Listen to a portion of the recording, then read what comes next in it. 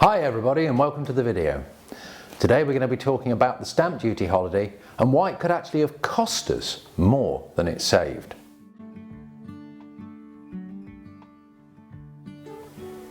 But first, let's have a look back in history.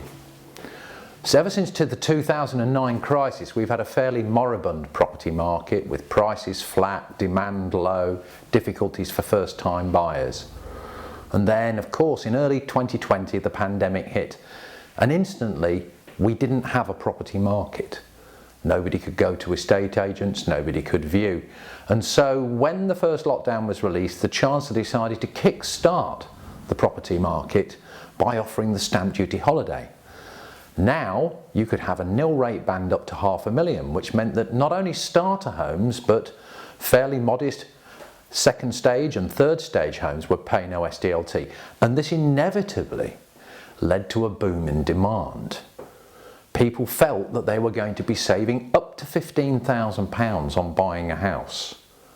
The problem with that is, of course, is that there is still a limited supply of housing in the UK. The house builders cannot produce 500,000 new houses on demand.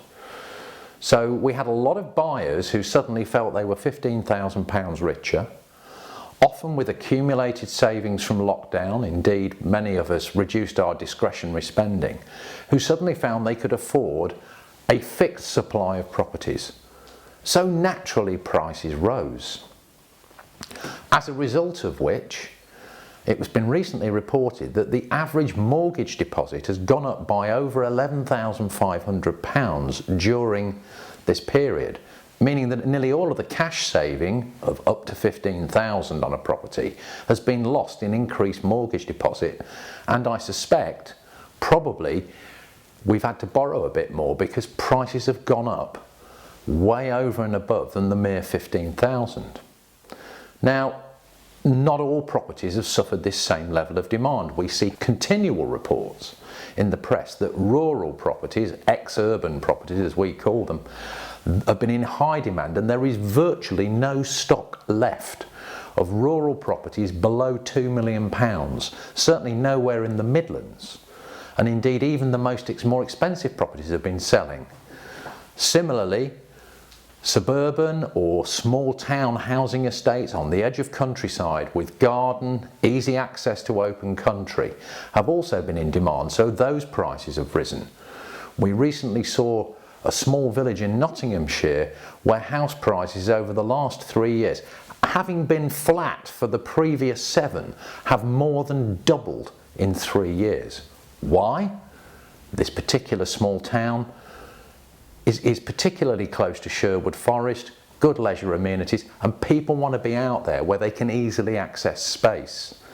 Indeed, a recent report from Savills said that space, gardens, and proximity to a pub were one of the 3 primary factors that home buyers were looking for. So ultimately, stamp duty can have a depressive demand on prices, and when the government gives us a holiday, it can have a sudden releasing effect on demand. Unfortunately, for those people looking to move, the supply is limited. So inevitably, under the laws of economics, if demand rises and supply remains constant, the next thing to go up is prices. Will it hold? Who knows? But on a side note, let me tell you that 1 in 4 people, it's estimated, overpay their SDLT. That's up to £2 billion a year. And I know we at Cornerstone have been active in the last 12 months, recovering over £13 million of overpaid SDLT. If you want to have a free check of whether you've overpaid SDLT, click on the link below. But fundamentally, and we'll be doing another video on this, what's going to happen when the holiday ends? Well, first and foremost, we'd like to know what you think about what's happened to the housing market and whether the holiday has been a good thing. Please leave your comment below. And if you like this video, click like, and if you want to hear more, click subscribe, and we'll be back to you with the next episode shortly.